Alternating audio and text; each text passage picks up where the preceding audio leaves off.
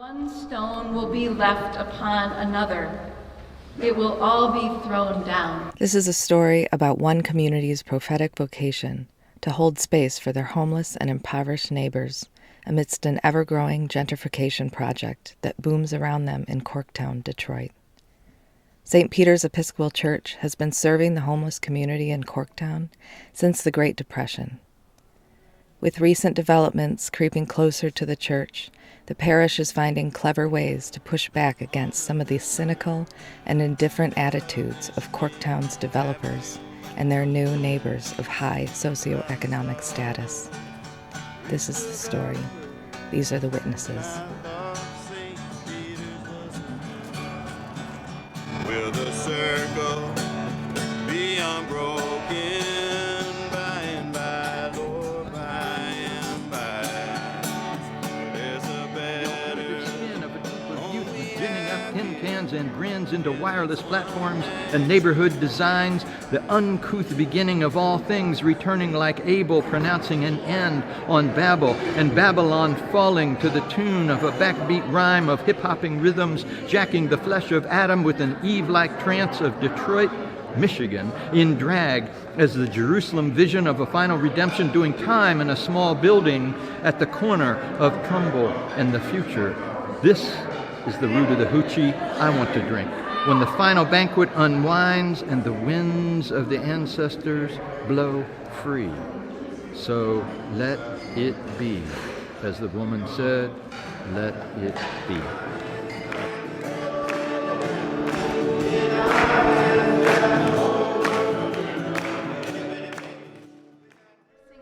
Poor and working class people from the community in favor of young and mostly white professionals with big salaries, or suburbanites who want to come into the city, or people from out of town. The way I describe St. Peter's Episcopal Church is that we're a church that's been around since, I think we were founded in 1858, and we were founded in what was at that time a historic Irish immigrant community in Detroit.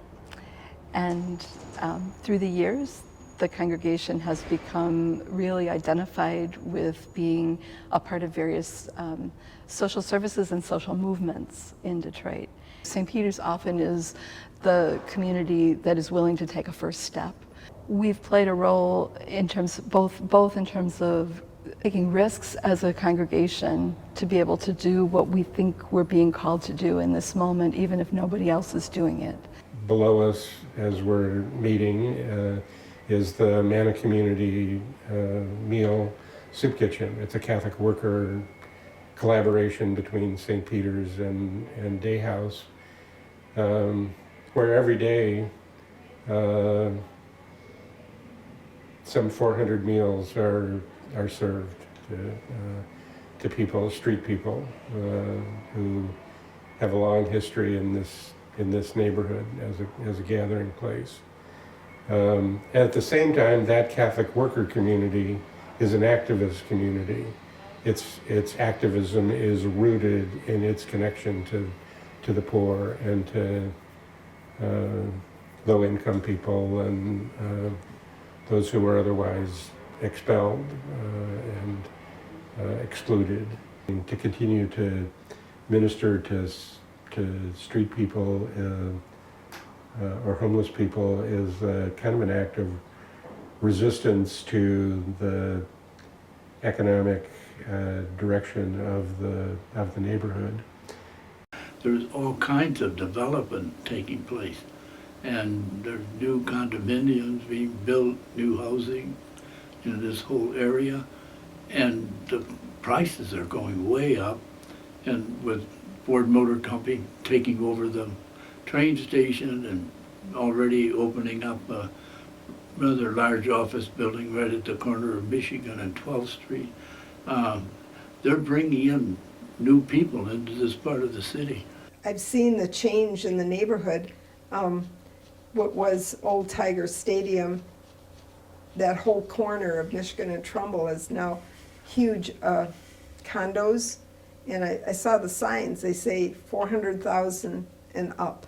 My concern is if people that are able to spend that much money for a condo, how are they gonna feel about having the homeless on the next corner or walking in front of their apartments or their condos?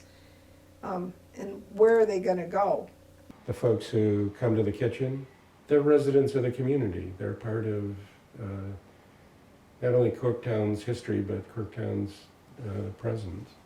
It is a community, and I've seen that. You know, these people, they're friendly, they can be happy, they can be joking with us. They can be very appreciative. You know, we get lots and lots of thank yous, God bless, you know. So, for me, it's a kind of a humbling experience, I think. St. Peter's has this vocation of hospitality, which is long-standing. The sanctuary is used here for public meetings and political organizing and nonviolence direct action training as a base for the Poor People's Campaign in Michigan.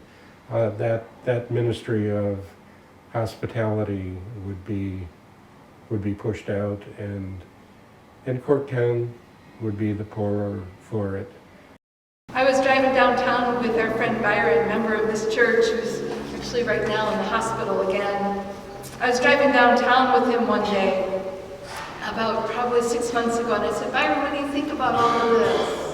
You know, Byron is a member of our congregation who's also a frequent, pretty much a daily man-and-mill guest. I said, Byron, what do you think about all of this? And he said, you know, it's beautiful, and it's alive. And it used to be dead and dangerous, frankly. And this is beautiful, and there's no place for me here. Tremendous change is beginning to happen. And there's some pressure, again, on the people who have lived here and are living here, feeling they're being pushed out. You know, even the apartment I live in, the rent has gone up 3 times in the last 2 years because a new owner bought the whole set of buildings, and he's going to keep raising the price.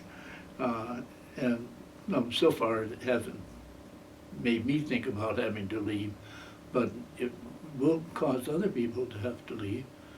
I can imagine a developer coming into this amazingly beautiful, unfinished, raw, holy space. And what they would not see is a 40-year-old soup kitchen community of vulnerable human beings. And what they would not see is the vision for a corner shower and laundry that's just about ready to jump off and get launched. What they would not see is a movement space. What they would not see is a space where creative video and print production is happening. They would not see a generator of solar power in this community, and they would not see a vision for earth healing when they looked at the space. Breathing in, I am alive right here. Breathing out, my mind is clear. Breathing in, my body is at ease. My body is at ease. Breathing out, I am at peace. And so we keep saying, everybody's welcome at our table. You just have to be willing to eat with everybody who's here, right? When I came here, I walked in and people were doing social justice and, you know, really welcoming their neighbors. I mean, not just talking about it, welcoming in people with mental illnesses and things that other people could feel really afraid about.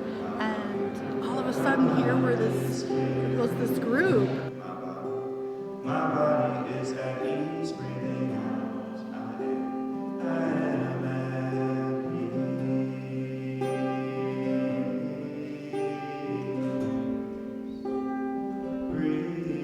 We have a potluck after worship every Sunday, and it's actually, we see that as part of our worship time. It's an agape meal. It's, you know, so when we worship on Sunday morning, there are times when half of the people who are here are homeless people. And so we want to hold that space. We want this to continue to be a congregation where where everybody's welcome, and where people who don't have a home feel like they can have a home here with us. And anybody who wants to be a part of that, I think we need more friends. My name is Magda. I like to support for community. My mom worked for commissioning a laundry in the basement, with a ton in the bathroom, with sink, shower, and laundry, and dryer, and money machine. And thank you to be something church. And I like to be here at church. And I like my mom. I like my daughter. I like my mama. I like my daughter. And she said she's smiling, kindness, gentle. Yeah, kindness, make gentle. People a great attitude. Yeah, have a great attitude. That's you, Samantha. That's It's St. me. Peter's, giving space for all people to have a place in the church to feel welcome. Yes. I was ordained here a Roman Catholic priest last November. I've been here for about 2 years, and I'm profoundly grateful to this community. It has been such an inspiration. I come here for the social justice ministries, and every once in a while, I lead liturgy. But I feel pretty protective of the people who are here, who I worry, like when will we start hearing not in my backyard? You know, it's really nice, we want to help people, that's a great idea, they should go away. You know, they should go away like we send our garbage away, like we flush the toilets and it all goes away. The poor people should just go away. We want to help them, but somewhere else, not here. So we're starting to hear things like people are referring to St. Peter's as tent city, that we have a tent city going on. And the truth is, people sleep on our lawn and in the doorway of the church, and we let them. We don't tell people they have to leave. And when the police come to tell them that they have to leave, we make it clear that they have permission to stay. So how long will that work in this community? I think it's good for us to think about a neighborhood here where there's space and where all worlds fit. Can you imagine that? Really a mixed community where all different kinds of people have a space and where they fit.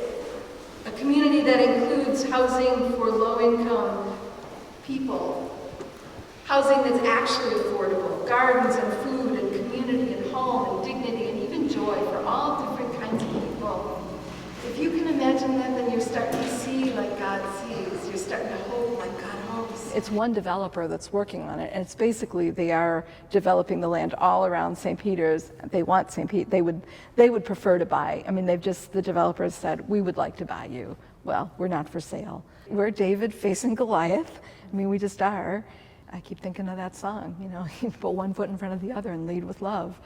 And that means talking to the developers like they're human beings, you know, but also knowing that we have, 200 human beings that count on us for a meal, but not just a meal, but a sense of community and space. I mean, the notion of holding space in the midst of a gentrification project like is happening in Corktown, I mean, maybe that's the prophetic work that St. Peter's needs to be about right now, is just holding space. I keep talking about how our call is to keep this corner holy.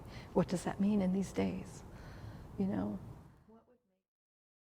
Don't be too enamored of the temple. Don't be too enamored of this place.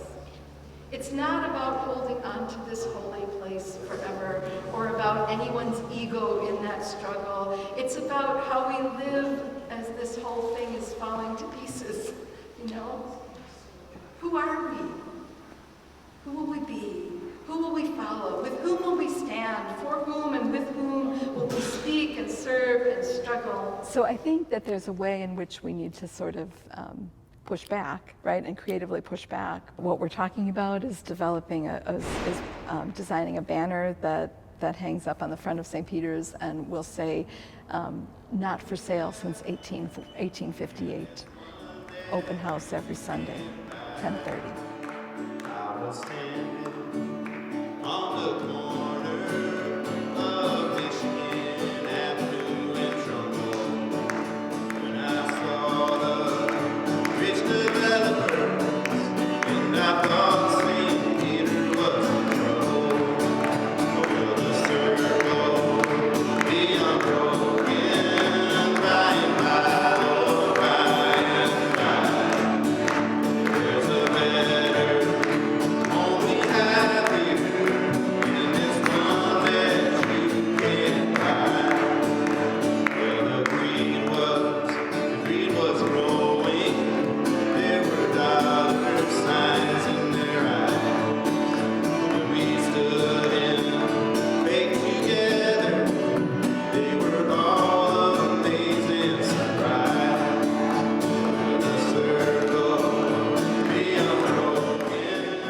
think that it is a powerful witness to social justice in our community. It's been around since the 1800s. This is who this community is. It was here when the old Tiger Stadium was here, and so it's always been here. And with the soup kitchen, and now with the corner shower and laundry, it's a wonderful place to be. And without St. Peter's, I think there would be something significantly missing. And learning about gentrification and what that means at the microcosmic level of just this corner has been, something that I carry to other places, and I tell them these stories. Services that are provided at St. Peter's are really necessary services, so we'll have to wait and see. We're small but mighty, but they really get in and do the work that needs to be done, as I would say, as Jesus taught us to do. We all want to see Detroit come back, but it has to be for everyone, not just a few.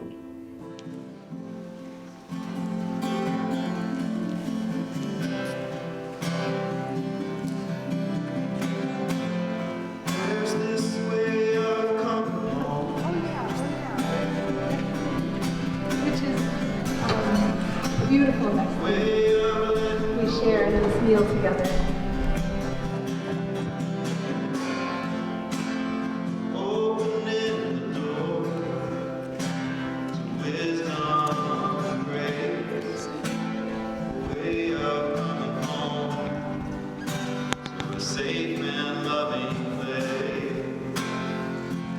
We're coming home. Helping one person can't change the world, but helping one person can change that person's world. Dear Spirit, I'm coming back to you. I know I've been away, and I get near to you. Won't you show me the way?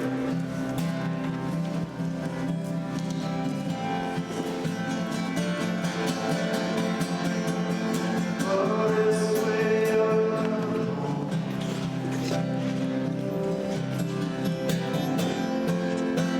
This way of letting go.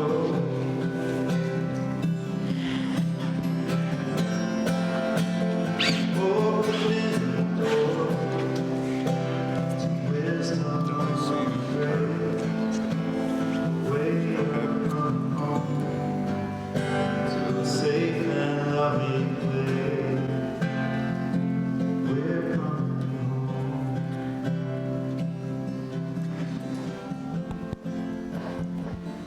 So at St. Peter's, there are two vials